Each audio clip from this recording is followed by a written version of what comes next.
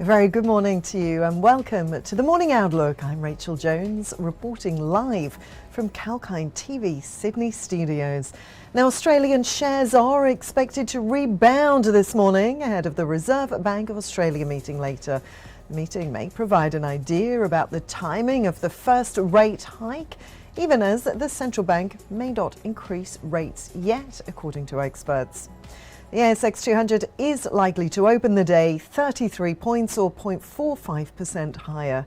At the closing bell yesterday, the S&P ASX 200 was 0.1% or 3.9 points higher at 7,245. The best performing sector was utilities, adding almost 2%, while the worst performing sector was information technology, falling 2.2%. The best performing stock in the S&P ASX 200 was Metcash, closing 7.3% higher at $4.24. The worst performing stock was Zipco, closing 10.1% lower at $4.34. Looking to some business news from this morning now, Genex Power reports that the Australian energy market operator has completed its assessment of the generator performance standards for the Bouldercombe battery project and has issued their GPS approval for the project AEMO via the transmission network service provider Powerlink Queensland. They say the project can operate in accordance with the required electricity standards of the national electricity market. Now, this project will provide a number of network benefits to the Queensland grid, most notably via the provision of frequency control ancillary services.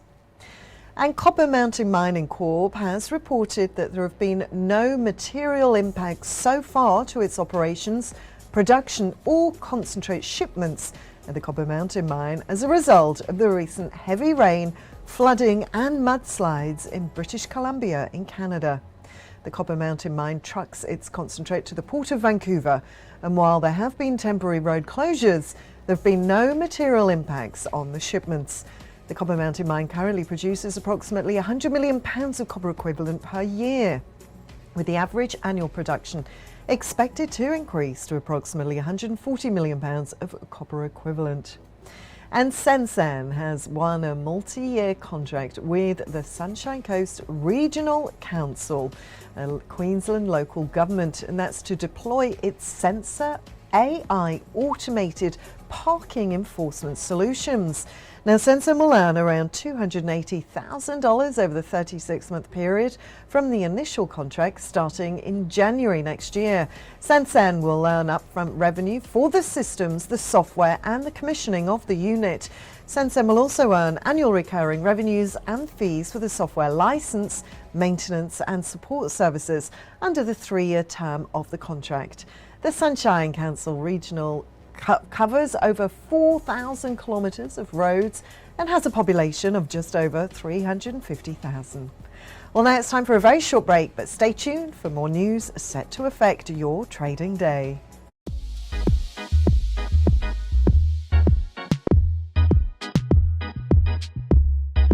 Hi there, James Preston for Kalkine TV. Are you into gaming and virtual reality? Does AI and the endless possibilities it entails capture your interest? Or are you constantly trawling through the web to try and discover the latest updates and innovations in the tech space? Well, let us do the work for you.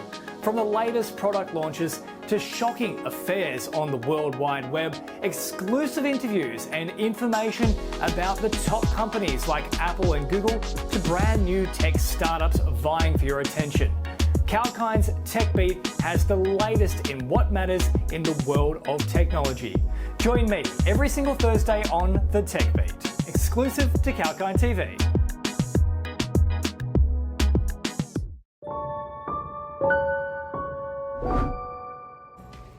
And welcome back to the Morning Outlook Report. I'm Rachel Jones.